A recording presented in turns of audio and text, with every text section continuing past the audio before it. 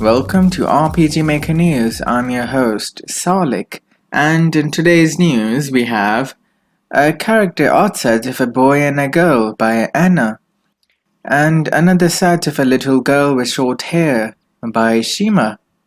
Magica-Tale, a Japanese RPG where demons have suddenly appeared, causing chaos in the world after the murder of a witch.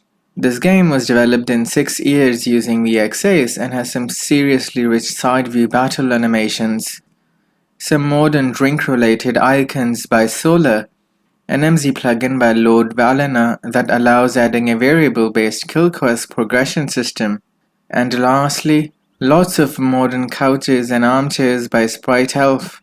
That is all for today. Go back to game making now.